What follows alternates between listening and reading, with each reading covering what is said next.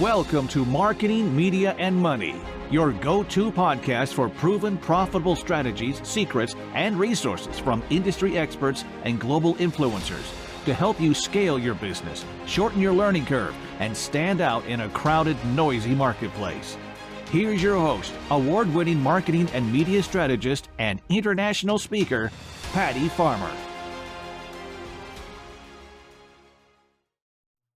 Hello, everyone, and welcome to this week's episode of the Marketing, Media, and Money podcast. And I am so excited that you are here with us today because you're going to love who we are bringing on the show, because we're going to talk about everyone's favorite topics, but also probably one of the topics that brings you the most anxiety, because today we're going to be talking about speaking, right? And specifically, we're going to be talking about speaking, and we're going to be giving you some tidbits about if you want to transition from being a public speaker to a professional speaker and everything in between. So what if you could step onto any stage, virtual or in person, and speak with such confidence and clarity that your audience hangs on to your every word? And your presentations not only captivated listeners, but also opened doors to opportunities that you never thought were possible. And the secret to achieving all this wasn't about being perfect, but about following a simple, proven strategy that works every time. Now, I know I asked you a lot in there about what you would like to have. Today, we're going to deliver, because our guest today is AmondaRose Igoe, and she is a public speaking strategist and an author dedicated to helping individuals master the art of impactful communication.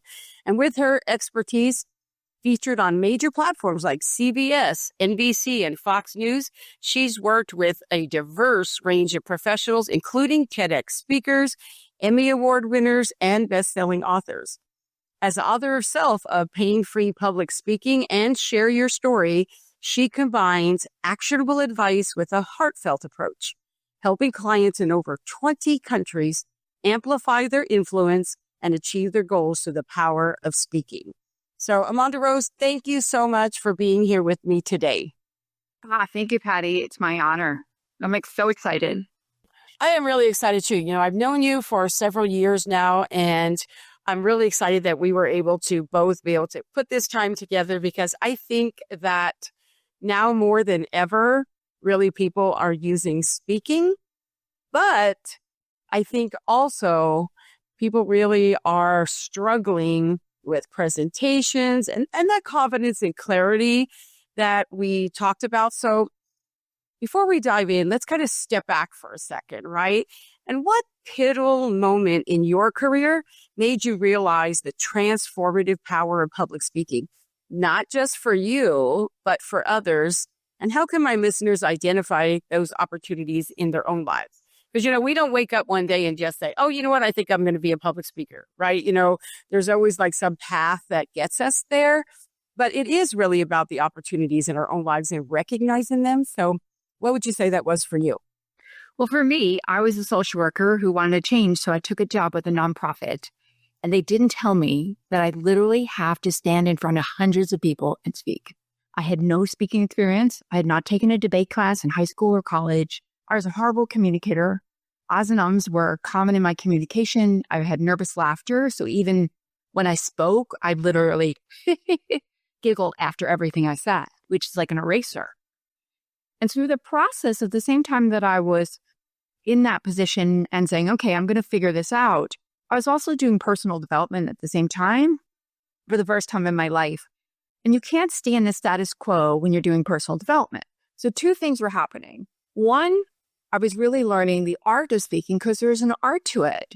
Being a good communicator, actually an extraordinary communicator, isn't just reading a bunch of PowerPoint slides. You have to engage an audience. So I was learning all those things. But also, too, I had this soul calling when I started doing personal development to be a speaker. So after 5 years in that position, I listened to that calling and I started going out and speaking.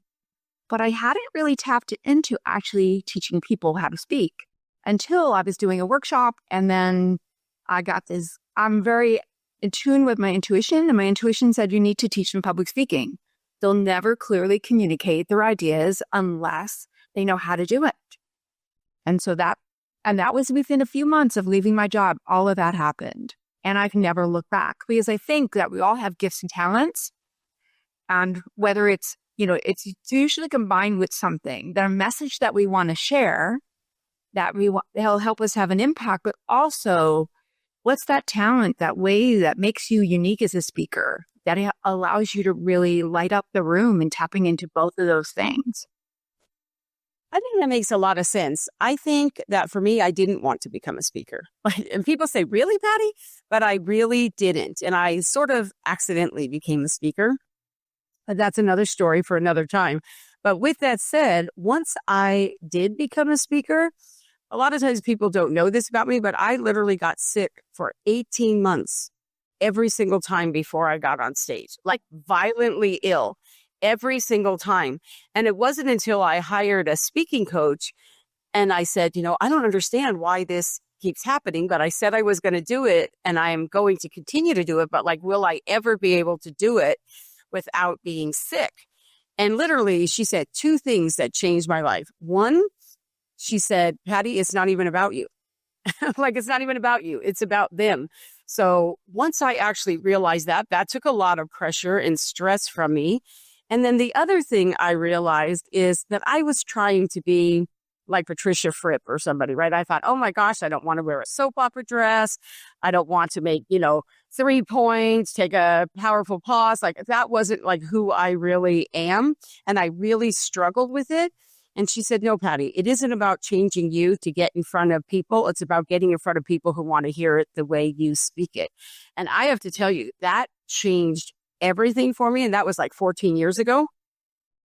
But I have to tell you, I stopped getting sick literally the next week and it changed everything. And so I think that public speaking anxiety, it actually affects even seasoned professionals.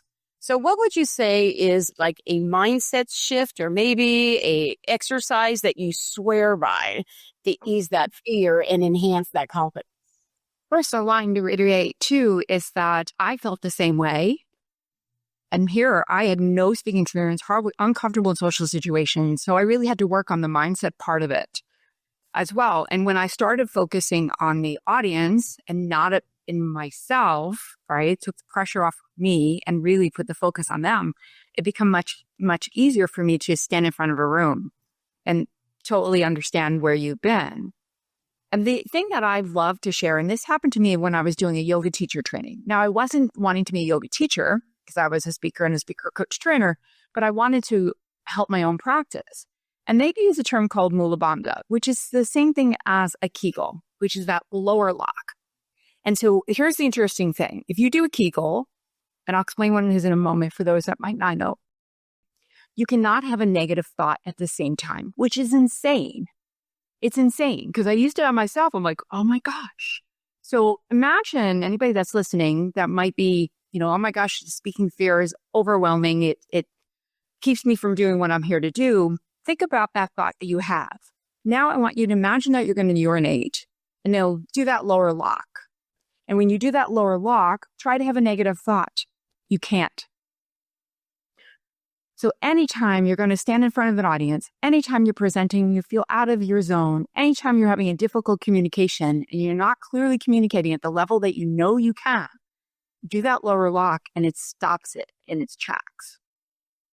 Now, I have to tell you, AmondaRose, I don't know what I thought you were going to say, but that was not it. I could have sat here and guessed 100 different things, and that would never have been it. But I have to tell you, I think it's kind of interesting, and you're probably right. You really can't think of a negative thing. I don't even want to know where you got learned that exercise from. But I have to tell you, I think it's very unique, and I don't know about my audience, but aren't we all going to try it? I started with myself because here I am, a speaker coach and trainer, and I have to teach a yoga class in front of my classmates, and I'm nervous as all heck.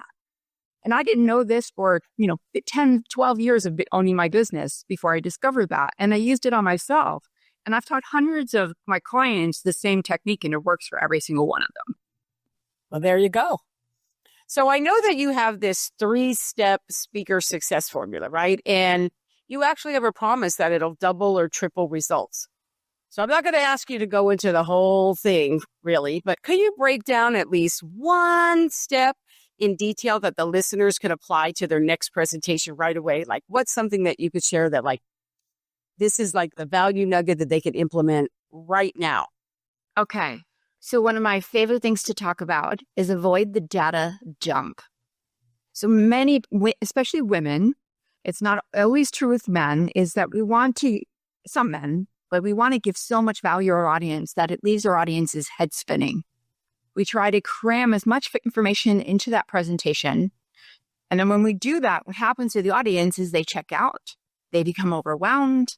They won't have a speaker come back because they already felt overwhelmed in that presentation. They won't hire the speaker for coaching consulting services because they overwhelmed them during presentation. And it comes from our desire to serve, obviously. It comes from our desire, though, to also feel like we're going to give them so much information that we're going to love them. They're going to love us. But the challenge is that the audience can't process all that information.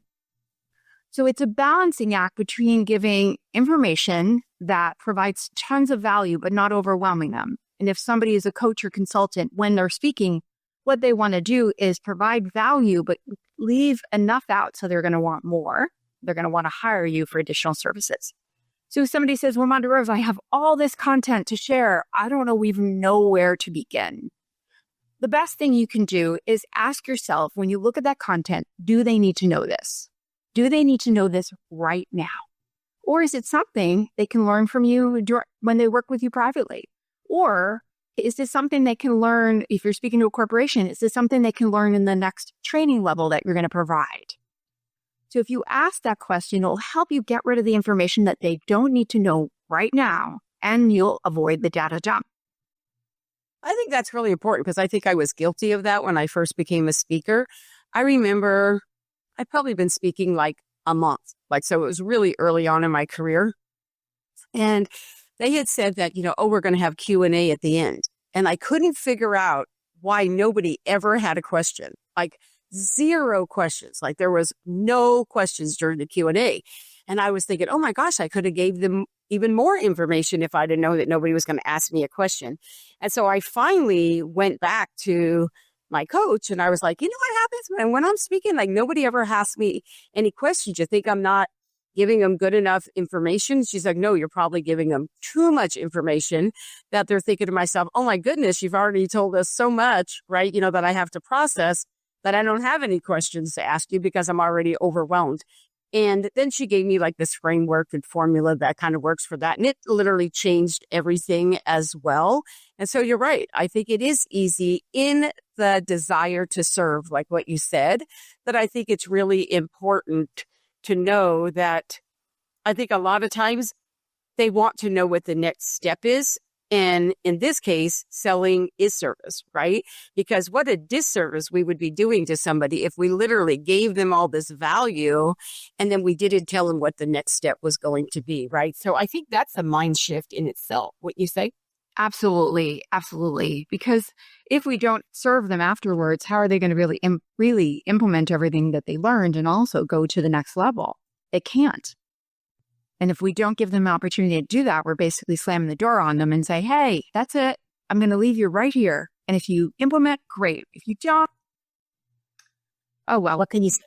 I know. And when you think about it, though, because a lot of times, you're talking to them for an hour. Like, you know what I mean? I mean, we're not the experts that we are and can teach you everything in an hour that you can just go out and figure it out for yourself. Because it certainly took us many, many years to gain the expertise that we have, right? So that's why we just have to give it to you in the steps that you need to be able to process it for whatever it is that they want to do. So I think that is important. But I think we're not, and when I just one little tiny thing, we're not training them to be us. That's the thing. We're not trained. So they don't need to know everything that you know and everything that you could teach. I know. And I think that is really important because I think sometimes people think that people really do that. So what would you say, I know that some of the places where people get stuck is really in storytelling, right? I've seen and heard people that are amazing storytellers, like you're just hanging on and it's so good. But then I've also seen people where they kind of leave you hanging or they get you in the mucky muck and they kind of don't bring you out because, you kind of have to bring them out of the mucky muck if you're going to do that. But what role would you say storytelling plays really in captivating the audience? And can you share a practical tip or, something about how to weave a powerful story into a presentation? Absolutely. So storytelling is immensely important to any presentation because it creates pictures for people in their mind what something looked like. And there's different types of stories. There's a personal story, which I call your standout signature story. That's his personal story about yourself. And I'm going to go a little bit more about that. And then there's stories that you could use for seeding. So if you want people to know that you have clients, so you can do a client story or a case study, those are great stories. And then there's fictitious stories, stories that you make up to provide for an example for an audience. They're all powerful. When it comes to your standout signature story, I like to use very simple and easy to apply formulas. And so you want to remember this. It's 3 B's. It's breakdown, breakthrough, and then business message. So you start with the breakdown. Here's the breakdown part. Here's what happened that went wrong in your life. Then it leads to the breakthrough. What happened? What blessings did you discover from that? And then how did that lead to the work that you do today? Your business message. What trips a lot of people up, and I'm sure you've seen this, Patty, is they try to cram too much of their life into a story. It's really about a significant point in your life where the breakdown happened. It's not your entire life story because that could take, days to share that story or hours to tell that story. So is there something that really happened in your life, kind of led you to where you are today? Was it a car accident? Was it a loss of a job? Was it a difficult childhood? What led you to where you are today? A breakdown. Breakthrough. So what was the turning around point? What changed? What shifted for you? And then tie it into your business message. And I think that is really important too, because, we want people to relate to us as speakers, right? Whatever it is that we're talking about. And I have heard some speakers where, man, I am hanging on to every word. I'm like, oh my gosh, I so resonate with them. Like they are my hero. Like I am right there with them. But then they keep on talking and pretty soon I don't resonate with it anymore. Like they told so much of the story that now I was there and now I'm not there anymore, right? So I really think there's an art to storytelling and really making sure that you want them to resonate and kind of be the hero of the story and you're their guide, so to speak, right? That you don't just kind of, vomit on them in your story so that then what they walk away with is thinking to themselves, oh my gosh, they went through all of that and they're going well now for them and stuff. That's really, really great. Or do you actually want them to walk out of there saying, oh my goodness, I so resonate with that. And if they can do that for them, oh my gosh, could they do that for me, right? 2 totally different outcomes in the way that you tell that story. Absolutely. And I think it's so important that you have to be able to find a breakthrough. So here's an example. I was speaking at a women's conference and the first speaker came up and she had just broken up with her significant other. So she made her story, her entire presentation about their breakup, literally crying on stage how she thought that this would never happen. And she was shocked about it. And then she broke out her guitar and played a song that she wrote for the 2 of them. Wow. She had not found the breakthrough. She used it as an opportunity to use this word, but vomit on the audience, her traumatic experience. And you have to be able to find a point where you can find the good in that situation. And because otherwise it just tanks the audience's energy. I was in the audience and I was sitting next to somebody else and we were just sinking in our seats because it was really difficult to sit there for 45 minutes about. Then to go back to the matter is that probably everybody in the story has had a breakup, right? But what they don't want to hear about is the breakup. They want to hear about, well, what was the breakthrough? Like you said, like, how did you get to the other side and what great thing happened to you now? Like maybe you had this, breakup and then you did this, and this to get through it. And now you're with the love of your life and, whatever the case may be, or from a business point of view, not doing that made it so now you could do this and now you're able to help all these people or whatever the case may be. But you're right. We can relate to it, but then what's the breakthrough? And that is an important part. So I think that is good. So from your experience, and you have a lot of experience with this, what would you say is a subtle but critical mistake even experienced speakers often overlook? And how can addressing it elevate their presentations? So a very subtle mistake that lots of speakers make is, and it's really common, and they don't know they're doing it, is what we do with this body of ours.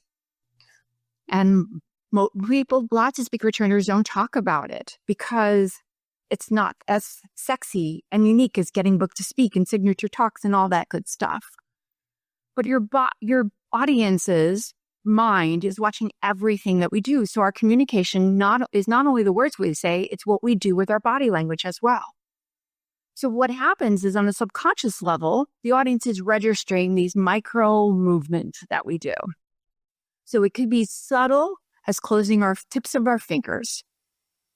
And so when we close the tips of our fingers, it's giving a subconscious message to the audience, oh, I'm a little guarded. The speaker's a little guarded. And lots of times people put their hands together and things like that. They're closing off the audience every time they do anything that is bringing their body in. And so the audience is registering that as, oh, I can't trust them. We would notice it thinking about when somebody stands behind a podium, right? So that is blocking the entire audience from seeing you fully. So they can't trust you at that level. But it's those micro movements that really trip people up. So even when somebody points a finger at an audience, that says to the audience, uh-oh, I'm in trouble. Remember when we were kids and our parents pointed fingers at us for doing stuff? So you have to really pay attention to those small movements when watch your videos to see what you're doing, because your body language is just as important. I used to be a head bobber. So Patty, what would you think? If you saw somebody bobbing their head, what would you think that meant to you? It wouldn't be pleasant for me for sure. Just watching them, I'd be thinking like they're waiting for validation from me. Yes, like, do you need us to validate you because you don't really feel strong in your points that you're making, right? Yeah, so even just having that conversation, you can see how something subtle can have the audience think something very different than one would expect. Well, let's kind of flip that. So what is something like, when you were saying how closing in, what is something that they could do that's also subtle that kind of opens it up and is a very positive micro cue, so to speak? Yes. And this is going to also sound different than what I said before, but this is a very subtle move. It's a power pose, which is putting your hands into a steeple. So that's putting the fingers together, your thumbs together. But you only do it for a moment. So when you want to make a powerful point about something, do the power pose, do the steeple, then release your hands. Don't keep it that way. And only do it when it's something that's super important to the audience. It's kind of like a cue to say, I'm saying something really important. Pay attention. Uh-huh. I love that. So when there's like entrepreneurs who, I don't want to say they're feeling invisible in their industry, but they just really don't feel like they're standing out. They're not exactly sure how to do it. And they're thinking about speaking. What would be one specific way that they could use speaking to stand out and attract clients who value their expertise? That's a really great point and a really great question. Just imagine somebody goes to a networking meeting every single month or every single week, and they're there and they're seen every single time. Now imagine that a speaker comes in, that they were booked to come in and speak to that group. And imagine that the person that goes to the meeting every month does exactly the same thing as the speaker. Who are they going to respect more? Who are they going to think is more qualified? The speaker. So every time you stand in front of a room, the audience sees you as an expert, somebody that they should listen to because you were brought in to present. So it helps you stand out. And then when you're speaking, everyone's listening to you and listening to your information. They're going to be drawn into with going, oh my gosh, they could help me with this. Oh, I'm going to hire them versus the person that goes to the meeting every single week or month. Which I think also makes sense too, because you kind of get third-party validation there too, because the person that they respect and trust that they're there every single week or month, like you said, when they bring in somebody to do it, they're actually endorsing them because they had them come in. So that actually does it too. So let's kind of switch over a little bit to presentations, right? So, you're right. We don't want to read slides. That is cringe. Yeah, we could talk about that for a moment, a little bit more. Yeah. Right? I know. It makes me twitch too. Okay, so people were, I have my PowerPoint slides. Great. Well, obviously, if technology doesn't work, your slides are out. But here's the thing that is most important to consider with slides. Every time you click on a slide, where does your attention go and where does the audience's attention go? It goes to the slide. You've now disconnected from them. So now they're not paying attention to you. They're reading the slides. So you're breaking that connection. So you really always want to maintain the connection with the audience. Some of you might say, "But I have to show a graph." Okay, great. But keep it minimal. Maybe you're an image consultant, you want to show before and after. Keep those minimal, but most of the time where the audience is focusing on you versus the slides. And we can get that reading slides and all that stuff, but I think that speaks volumes. I think it does too. And a lot of times where people don't realize, and I don't know why, is if you're reading a slide, they're probably reading it faster than you. Like I know sometimes when somebody does it, I've already read it, right? I've read it already. I'm already thinking about it and they're still halfway down the slide. And I'm like, oh my goodness, right? And so I think that is important. But how can speakers design their presentations to not only deliver value, right? But also to naturally lead to more opportunities without feeling salesy? Okay. I think most people who are wanting to speak, they really come from a place of wanting to impact the audience. And even knowing that no matter what happens, that they've made a difference in the audience's lives, whether people do it or not. And the thing that many people, when it comes to converting the audience into clients, is they don't focus on the closing. They'll write all their content, think about all their key points, do all of that, and leave the closing to the end. I didn't have time to plan my closing. I talk to clients all the time. I'll be fine. And the next thing they know is they get to the end of their presentation, they get the time up is single, or they're told that your time is over. And now their closing sounds like this. Well, thank you, everybody. If you want to learn more about how you can work with me, come and see me. And that's their closing. And so you really have to focus on how can you get the audience to kind of move over to realizing that they need you. And the thing, I know that you know this, Patty, is that if you are wanting to create clients from the presentation, that is throughout your entire talk. It's not just your closing. It's from everything you're doing. It's from your introduction about your services. It's from your audience experientials. Every part of it comes into play for a successful closing. But you have to make sure that you give it the time and energy that it needs. And it needs to feel like an invitation, as you mentioned, for not to feel salesy. It means feel like an invitation rather than I'm going to vomit my services. I said that word again. I'm so sorry. I'm going to just spill all my information on why you should work with me and run to the back of the room. People don't want that kind of opportunities anymore. They want to be invited.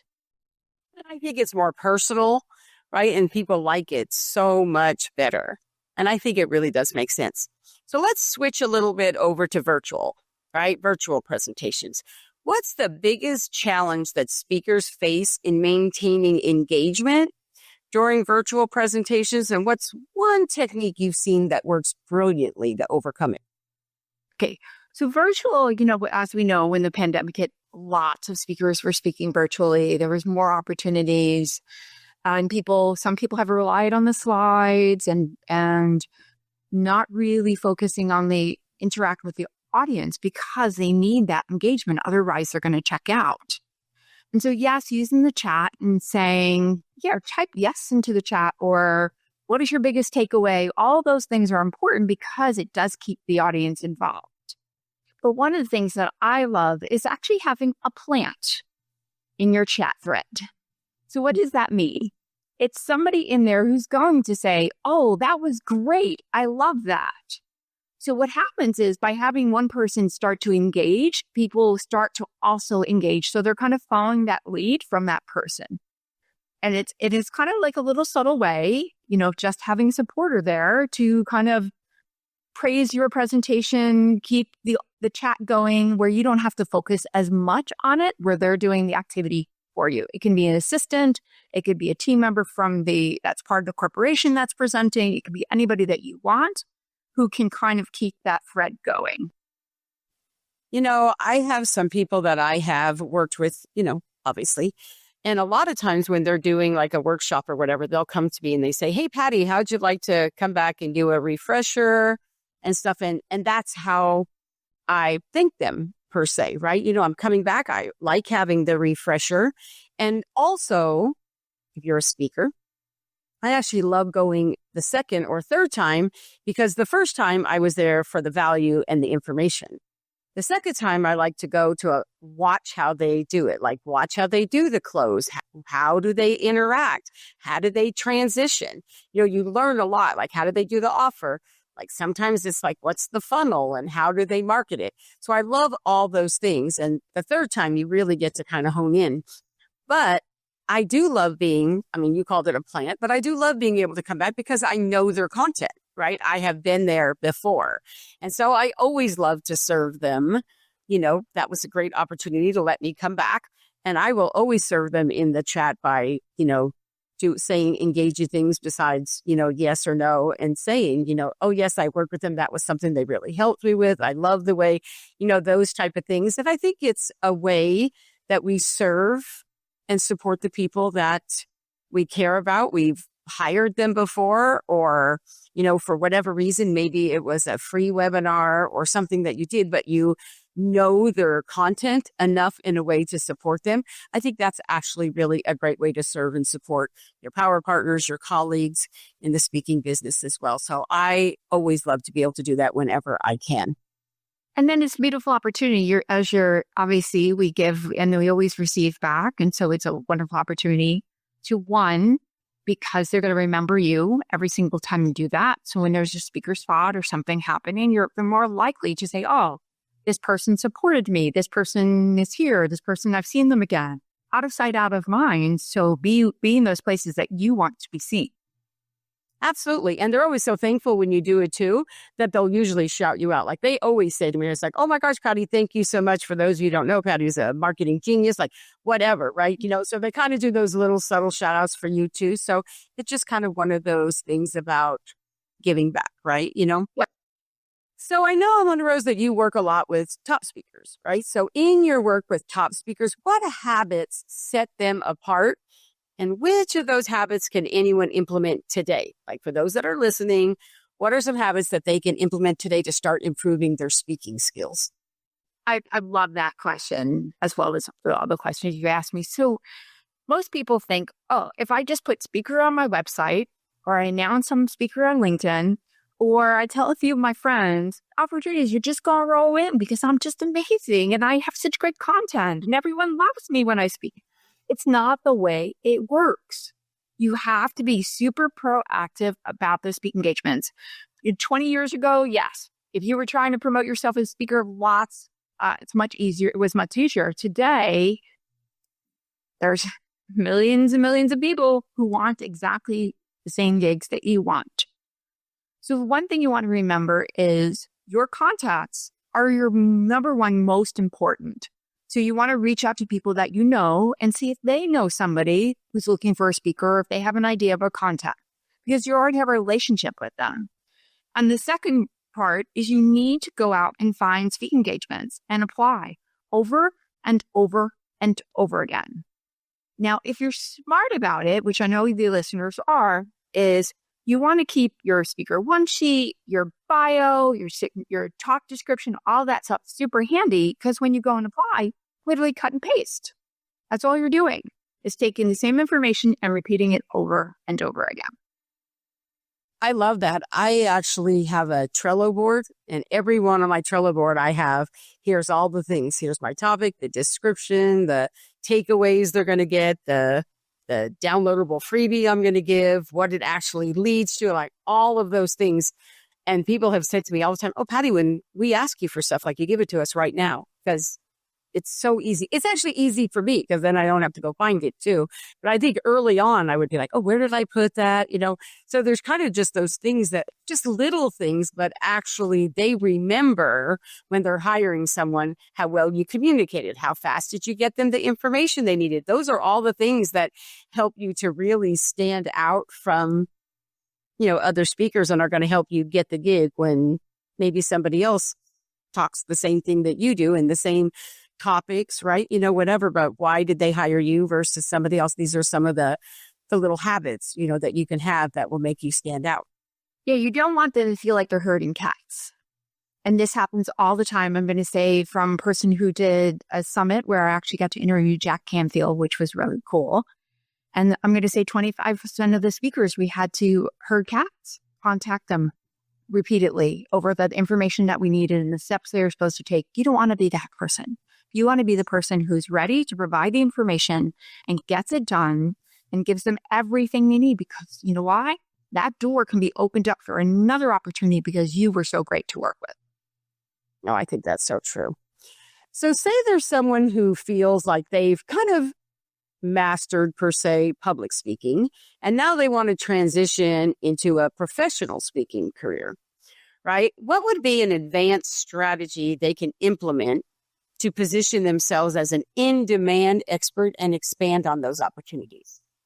So they want to go from public speaker to professional speaker. So you really have to up-level all of the information that you're sharing. So for example, I did a call for speakers for my sheet-powered speaking event, and I got tons of applications, lots of applications, but when I review the applications, the information is not at the level that it needs to be. So for example, a speaker one sheet shouldn't look like a Word document or something that was thrown together. It needs to look like a beautiful graphic document that isn't overcrowded with information, that highlights your topic, highlights your testimonial, highlights you.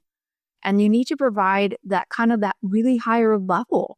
You just can't put I'm going to say crappy videos and submit them. So if you have a video that's not up to it, then go find a room, put some friends in it, have a professional videographer, take some great clips of it, submit stuff that's at a higher level than you're currently doing, which is so important. Now, I think it's important. Very, very important.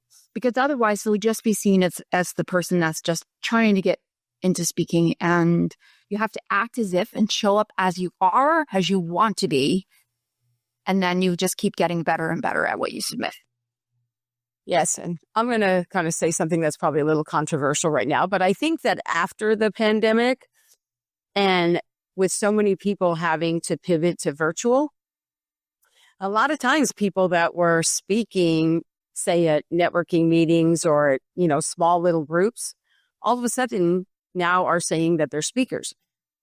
And well, just because you can speak in front of 5 people or 10 people at a networking meeting does not make you a professional speaker. I'm just going to say. No, you're spot on, because, and I'm not trying to judge. Well, I kind of am judging because I am looking at the applications, but the things that I was sent as video submissions are just not at the level that it needs to be. And so I have to go out and get in front of a bigger room, get quality video, and really showcase their best work, because there's too many speakers that have that stuff already. And I think it's really an opportunity too, that because now we have so many more speakers, right? I think that when you do those things, like you said, they don't have to herd cats. You do have good video, right? Your speaker sheet looks great, right? You have the description down pat with what the value they're going to bring, right? When you've done those things, when you're going through those, I know when I'm screening for my events, right? I'm looking at those things, and it's pretty easy to be able to tell who is I don't want to say a lesser speaker, but who's an emerging speaker, right? Who's an emerging speaker and who's a professional speaker. And depending upon what type of event, if I'm going to do this little workshop and I know somebody has a lot of information about that, okay, that's one thing to have them come and do it. But what would be the way that when you're thinking about it, somebody who has all of the things, they've done the work, that's the person who is literally going to get booked, right? You know, they're the ones that are going to get the gig. Absolutely, for sure, right? Yeah, 100%. So looking forward, right? Basically, we just said that. Now let's kind of look forward and kind of looking at sort of like kind of trends. But you worked with speakers at all levels, right? What would your advice be for staying innovative and relevant in the speaking world as it's evolving moving forward? So I think you have to be okay. So two things come to my mind is don't be so focused on what AI tells you to say. It still has to come from your heart, your message, because it will never sound like you if it's just written by you. Now, the other side of it is the technology out there is insane. I went to National Speakers Association Influence Conference when they're in Orlando, and the keynote speaker literally had things flying through the air in front of her, not behind her on a screen, literally pointing over here, and there's an image over here. It was wild. So pay attention to those kind of really interesting things that are happening and ask yourself, how could I do something that's innovative that hasn't been seen before? Because I've never seen that before. I mean, literally in front of her. And they had her change her clothes. I'm saying literally a few times, I apologize. And so they had her clothes here, dressed. Then she went to the back. And then they had her talking in a different outfit, which was pre-recorded. And you couldn't really tell it was pre-recorded. It was insane. It was insane what was happening. Oh, that is innovative, right? And we have so many things that are happening. So if you had to narrow it down, I mean, you've given us so much great content, but if you had to narrow it down to what your number one marketing media money strategy would be, what would that be? Speaking. But speaking is my number one marketing tool. It's incredible for creating more money, more income, more exposure for your business, all of it. But the thing that you have to do is you need a very clear intention about what you want to create. Because many people say, oh, I want to be a speaker. I want to speak more. Well, how often do you want to speak? Where do you want to speak? What size of the audience is that you want to speak to? Who is your most lucrative audience? Who are those people that are going to invest more in having you speak and invest more in your coaching consulting services? You have to really get that dialed in so that you know where you're supposed to be speaking, who you're supposed to be speaking to, and then who is that lucrative audience.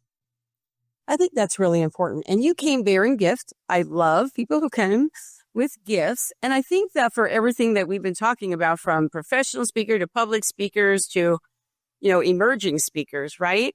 That you have a speaker personality quiz. Tell us a little bit about that.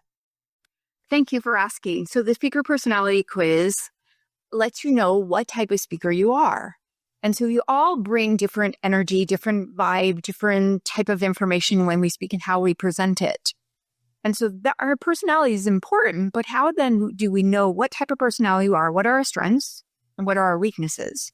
And weaknesses meaning that where are we not connecting with those other type of personalities in the audience? Because not everyone is just like us. And so there's those personalities, that audience that we need to make sure that we connect with as well. So bring out your strengths by knowing which ones they are and really highlight those, but also add to that by being able to connect with the entire audience. Now that's a real tip there. So that was a value nugget. So I hope you really got that. You're all going to take advantage of that. And whether you're watching or listening, if you just look below, we will have a button right there for you to just click on to be able to get that quiz. But I know that once you do that and you're listening here, you're going to want to connect with AmondaRose. So AmondaRose, how can people connect you? What's the very best way for them to connect? So to go to my website, which is AmondaRose.com, AmondaRose. When you type it in, if you type it in, it might sound like it is Amanda, but it's AMO. And you can reach the only social I'm not is TikTok, so you can reach me on Facebook, Instagram, X as well. Oh, that's really, really great. Thank you so much, AmondaRose, for really being here with me. I have to tell you, this was a lot of value that we packed in this 45 minutes.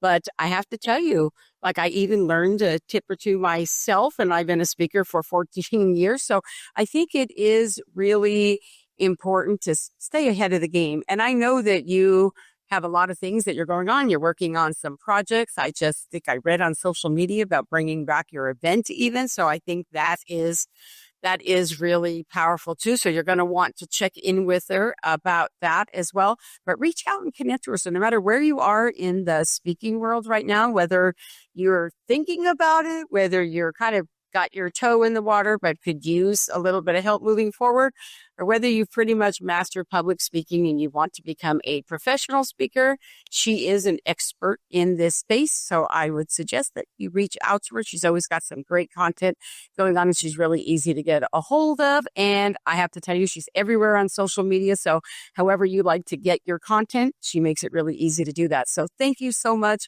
for being here with me. I really enjoyed our time together, and I appreciate you so much. Me too. Thank you, Patty. And to my audience, thank you so much for being here again with us. I love that you're here week after week, and I appreciate you so much. And if you enjoyed this episode, and I'm sure you did, we would really like it if you'd like it, share it, review it on your favorite listening platform. And if you haven't checked out our sister publication, the Marketing, Media, and Money magazine, please grab your copy at m3digitalmag.com. Thank you so much for being here. Have a phenomenal week. We'll see you next week. Thank you for joining us today on the Marketing, Media, and Money podcast. To shorten your learning curve even more, make sure to grab your free copy of the Marketing, Media, and Money magazine at m3magazine.com. That's M3magazine.com. I promise your business will thank you.